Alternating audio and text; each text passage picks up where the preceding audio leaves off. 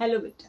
बेटा हमने ट्रिगोनोमेट्री के बहुत सारे important questions, previous year questions, सारी चीज़ें कवर कर ली हैं, है ना। अब हमने एपी स्टार्ट किया था, ठीक है। और बेटा अगर ट्रिगोनोमेट्री की वीडियोस नहीं देखी हैं तो उनको देखो जाके और अपने बेसिक अंडरस्टैंडिंग सारी क्लियर करो, ठीक है बेटा। देखो अब हम कर रहे हैं बेटा एपी, है ना। मैंने आपको एपी क्या समझाया था लास्ट क्लास में।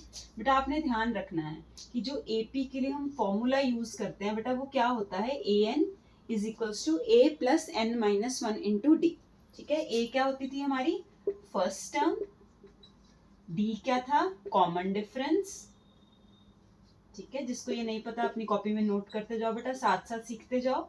और एन क्या होता था बेटा, नंबर ऑफ टर्म्स, ठीक है। ए एन मतलब nth टर्म।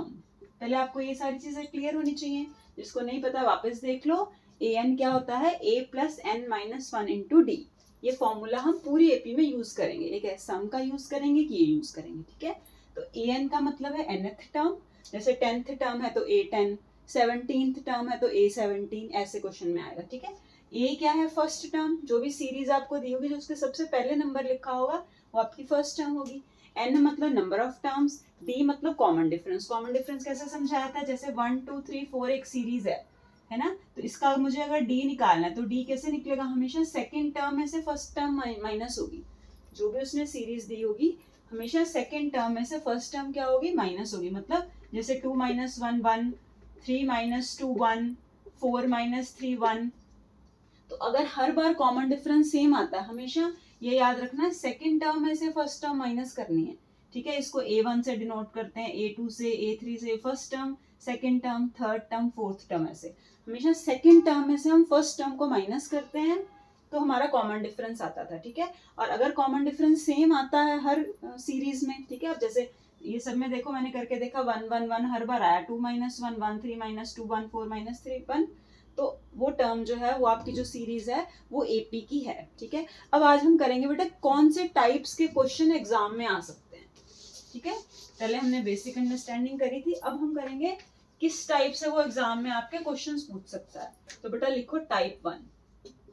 टाइप 1 में कैसे क्वेश्चंस पूछ सकता है, क्वेश्चन लिखो बेटा, राइट द एपी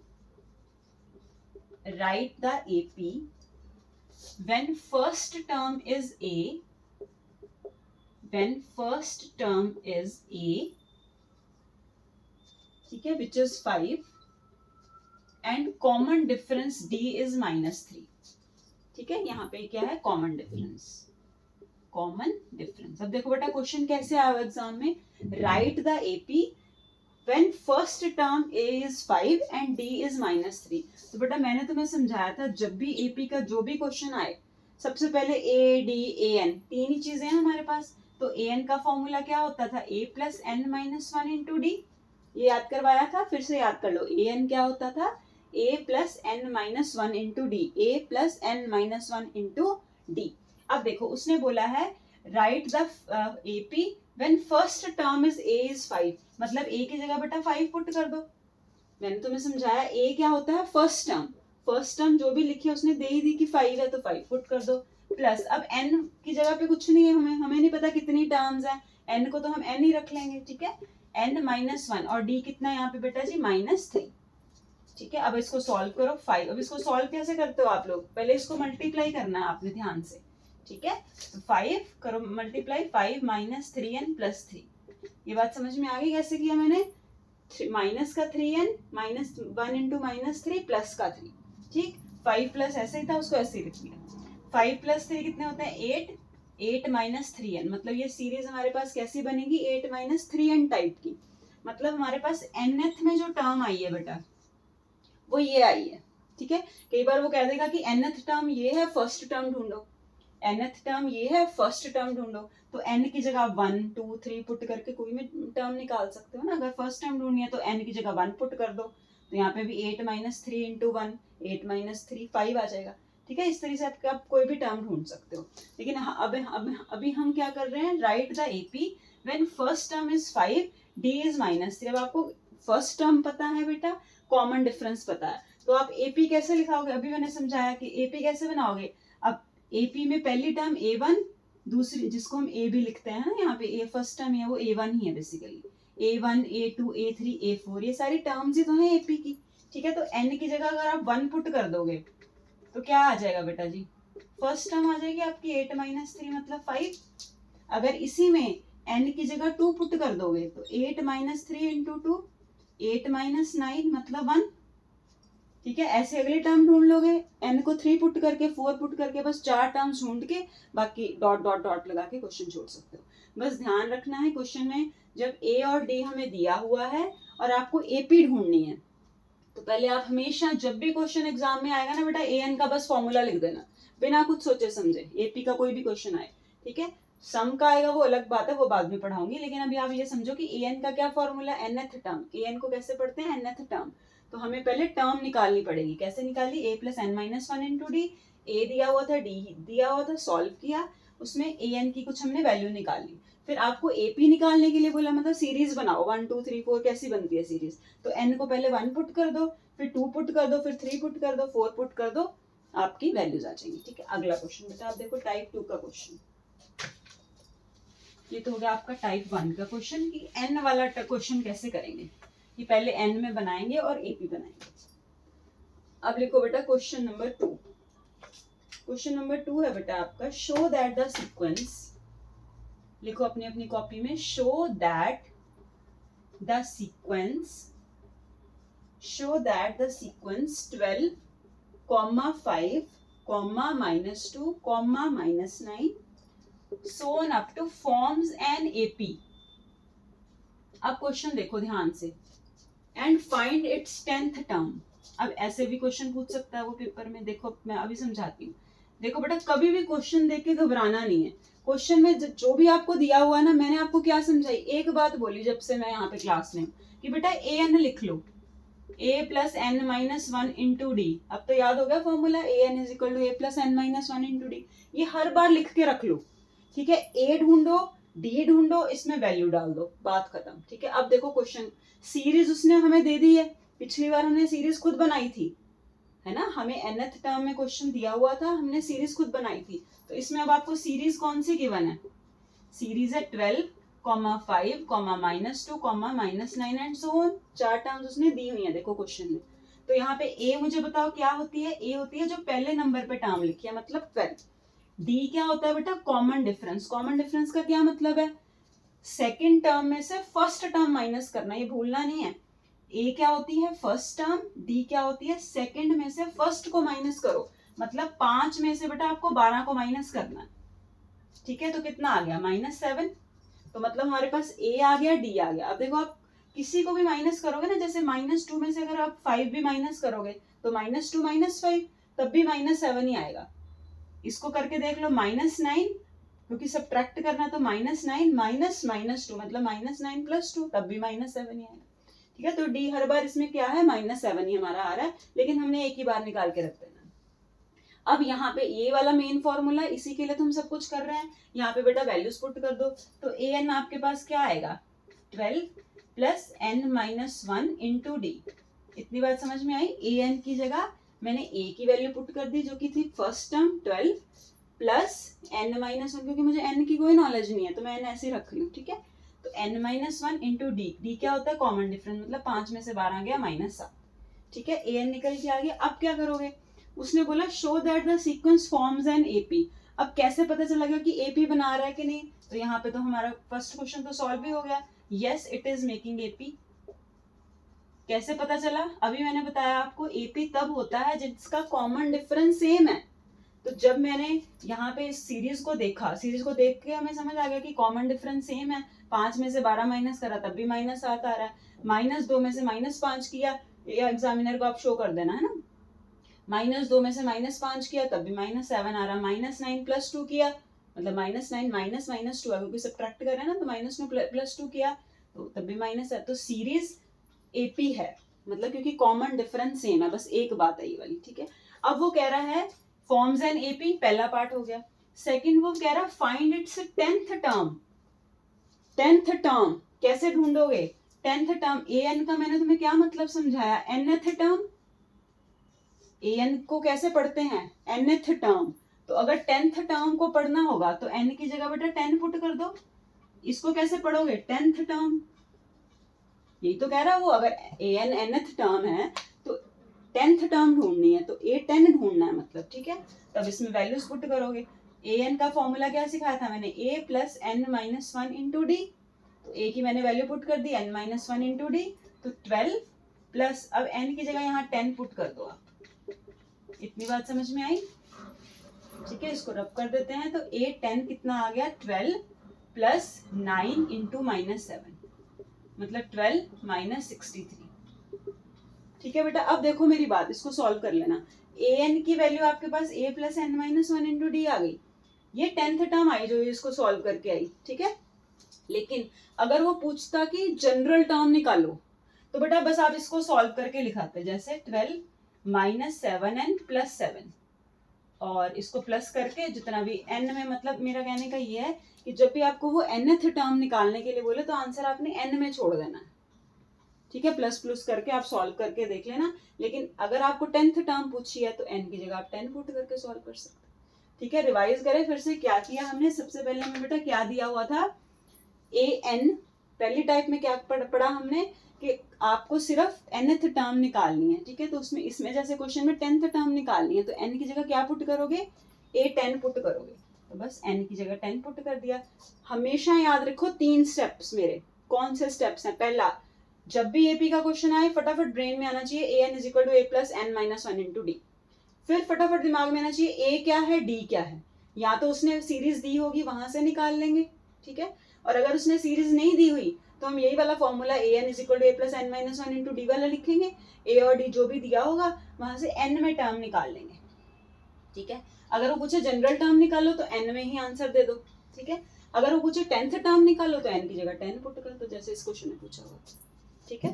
तो बस ये हमारा आंसर आ गया, ठीक है। इसको सॉल्व करके लिख लो, चाहे आप माइनस का 51 आ जाएगा, ठीक है। चलो अब आगे आ जाओ बेटा।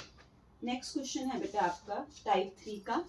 Type 3 is very very important बेटा। ये वाली जो टाइप है ना, ये आपकी बहुत इंपॉर्टेंट है, इसको लिखो। क्वेश्चन है बेटा आपका, which term of AP, which term of AP. अब एपी आपके पास है 11, 17, 23, सो ऑन अप टू 551। अब यहाँ से आपके मेन टाइप के क्वेश्चन शुरू होते हैं जैसे एग्जाम में बनते हैं, ठीक है। वो तो 1 1 मार्कर थे जो हमने किए, ठीक है। अब देखो, which term of AP is 551। मैंने तुम्हें क्या समझाया, जब भी पेपर में क्वेश्चन आए पहला स्टेप क्या होना चाहिए, an is equals to a plus n minus 1 into D. a निकाल के रख लो, d निकाल के रख लो। 17 में से 11 माइनस होगा बेटा, ये समझ आता है ना। हमेशा सेकंड टर्म में से फर्स्ट टर्म माइनस करनी है, ठीक है। गलती मत कर देना, ठीक है। तो d आपका यहाँ पे आ गया 6। 17 माइनस 11 6 होता है, ठीक है। अब देखो क्या करोगे, इतना चीज तो मैंने तुम्हें हर बार बताई है कि इतनी चीज तो तुम बांध के रख लो कि लिखनी है, ठीक है। अब देखो, उसने बोला कौन सी टर्म एपी की 551 होगी। जब भी ऐसा पूछे ना कि कौन सी टर्म ये होगी, कौन सी टर्म ये होगी, तो हमें नहीं पता कौन सी टर्म होगी, हम उसको nth टर्म मान लेंगे। क्या मानेंगे हम उसको, nth टर्म, मतलब an। वो जब भी पूछे, क्या बोला मैंने, जब भी पूछे कि कौन सी टर्म एपी की 551 है, या वो पूछे कौन सी टर्म एपी की 300 है, कौन सी टर्म एपी की 62 है, कुछ भी पूछे तो आप उसको an के इक्वल रखेंगे। क्यों? क्योंकि हम ये मानते हैं कि जो भी टर्म है, हमें नहीं पता वो कौन से नंबर की टर्म है, फर्स्ट आ रही है, सेकंड आ रही है, थर्ड आ रही है। वो कह रहा है विच टर्म, हमें क्या पता थर्ड आएगी, फोर्थ आएगी, फिफ्थ आएगी, ठीक है। किसी भी नंबर पे आ सकता है 551। तो हम उसको हमेशा nth मान के चलेंगे कि मान लो n नंबर पे आ रही है, ठीक है। तो हम इसको हमेशा क्या मानेंगे, an। ये मेरी बात हमेशा याद रखना, क्या, जब भी विच टर्म ऑफ एपी पूछे तो उसको an मान लेना, दैट्स इट, ठीक है। अब देखो an के पास, an की वैल्यू आपके पास आ गई। अब फिर इसी फॉर्मूले में वैल्यू डाल रही हूँ, देखो मैं, an is equals to a plus n minus 1 into D. an आपके पास क्या दिया हुआ है, 551, पुट कर दो। a कितना है बेटा जी, 11, पुट कर दो। अब देखो, अब ये मत सोचना कि an भी n ही है, ये nth टर्म है और ये नंबर ऑफ टर्म्स है। ये जो स्मॉल n है ये आपका नंबर ऑफ टर्म्स है बेटा। नंबर ऑफ टर्म्स मतलब यहाँ पे इस सीरीज में कितनी टर्म्स हैं, वो n है। लेकिन nth टर्म का मतलब कि फिफ्थ टर्म है, सिक्स्थ टर्म है, जैसे ये फर्स्ट टर्म है, ये सेकंड टर्म है। तो इसलिए an और n में कंफ्यूज नहीं होना। an मतलब कौन सी टर्म ये है, तो हमने an पुट कर दिया। a आपको पता था 11, पुट कर दिया। n हमें नहीं पता, n हमें नहीं पता कितनी नंबर ऑफ टर्म है, हमें कौन सा पता कितनी टर्म्स है, हमें क्या पता कितनी बड़ी सीरीज है, तो n-1 ऐसी। d कितना निकाला है आपने 6। यहाँ तक समझ में आया? क्या किया, an is equals to a plus n-1 into D उठाया, a निकाला d निकाला, उसने बोला था कौन सी टर्म होगी तो उसको an मान के हम आगे सॉल्व कर रहे हैं, n हमें नहीं पता। इसको सॉल्व कैसे करेंगे, 551 is equals to 11 plus 6n, minus में 6 आएगा बेटा जी, सिंपल बात है। इसको सॉल्व करो अपनी अपनी कॉपी में जल्दी से। 551 इज इक्वल टू 11 माइनस 6 कितना होता है, 5 प्लस 6n, यही आएगा। अब क्या करोगे, 551 माइनस 5 6n, क्योंकि मुझे n की वैल्यू निकाल रही हूँ ना बेटा, वो कह रहा है कि कौन सी टर्म होगी, है ना, तो n निकालना है हमें, which term of AP is this, ठीक है। 551 कौन से नंबर पे आएगी वो n निकल रहेगा, तो नंबर ऑफ टर्म निकल आएगी हमारी, ठीक है। तो 551 में से 5 निकालोगे तो 546 is equal to 6n, 546 divided by 6 कितना आ जाएगा बेटा आपका, 91 के राउंड आ जाएगा। बस ये ध्यान रखना है, जब भी पूछे, एक्सक्यूज मी बेटा, ठीक है, जब भी पूछे कि कौन सी टर्म एपी की 551 है, तो बस ये ध्यान रखना है कि उसको an मान लेना है, a हमें पता चल जाएगा, d पता चल जाएगा, बस वैल्यूज पुट करते जाओ, निकाल लो n का, n जो भी तुम्हारा आएगा वो तुम्हारा आंसर होगा। चलो एक क्वेश्चन बेटा और कर लेते हैं, ठीक है। अब अगली टाइप में आ जाओ, नेक्स्ट क्वेश्चन की टाइप में देखो। क्वेश्चन है बेटा, is 184 a term of sequence, sequence है बेटा आपके पास 3, 7, 11 एंड सो ऑन। अब देखो मैंने क्या समझाया, कैसा भी क्वेश्चन मैं बोर्ड पे लिख दूं, कैसा भी वो पेपर में पूछ ले, सबसे पहला स्टेप क्या होना चाहिए, a n is equal to A plus N minus 1 into D. अब तो याद हो गया अच्छे से, ठीक है। ए तुम्हें पता चल गया, ए कितना है जल्दी से बोलो, फर्स्ट पहले नंबर पे क्या लिखा है 3, तो ए हो गया 3। डी कितना है 7 माइनस 3, हमेशा मैंने बताया सेकंड टर्म में से फर्स्ट टर्म माइनस करते तो डी आता है, तो 7 में से 3 माइनस करोगे तो 4 आएगा, 11 में से 7 माइनस कर लो तब भी 4 आएगा, मतलब डी हमारा सेम है, मतलब एपी तो है ये 100%, ठीक है। तो एन का फॉर्मूला लिख लिया। अब उसने पूछा क्या 184 इस सीरीज में आ रहा है कि नहीं। अब एक काम करते हैं, मैंने बोला था जब भी ये टर्म ढूंढना कि ये टर्म इस सीरीज में कहाँ पे आती है, कौन से नंबर पे आएगी, ये टर्म इस सीक्वेंस की है भी या नहीं, उसको ए एन मान लो, यही समझाया था मैंने। तो आप ए एन की जगह 184 पुट कर लो, ए आपका 3 है, N minus 1 into D 7 minus 3 4 आएगा, ठीक है बेटा। दोबारा करके दिखाने की जरूरत तो नहीं है ना, ये ए है और डी कैसे निकलता है 7 माइनस 3 4, इस फॉर्मूले में मैंने पुट कर दिया, ठीक है। और जो टर्म मुझसे पूछा है उसको ए एन मान लिया, यही मैंने बताया था ना आपको पिछले क्वेश्चन में भी। अब जब वो पूछता है कि क्या ये टर्म इस सीक्वेंस में आएगी कि नहीं, हम एन निकाल लेंगे जैसे हमने पिछले क्वेश्चन में निकाला था। अगर एन हमारा फ्रैक्शन में आता है, ठीक है, अब देखो जैसे इसको सॉल्व करेंगे, 184 is equal to 3 plus 4n minus 4, आप अपनी कॉपी में सॉल्व करो अपनी, ठीक है। ये आ जाएगा -1 प्लस 4n, ठीक है। ये आ गया 184 plus 1 is equals to 4n, मतलब 185 इज इक्वल्स टू 4n आ गया बेटा। तो n की वैल्यू आ गई 185/4। तो आप मुझे बताओ 184 हो सकता है इस सीक्वेंस में। जब भी आंसर फ्रैक्शन में आ जाए, उसने तो नॉर्मल सीरीज लिख के दी है ना बेटा, जब भी ऐसे अपॉन में आ जाए जो कटिंग ही नहीं हो रही आगे, तो आप लिखोगे कि नहीं है ये नंबर, ये जो टर्म है ये इस सीक्वेंस की है ही नहीं, तो आप लिखोगे नो।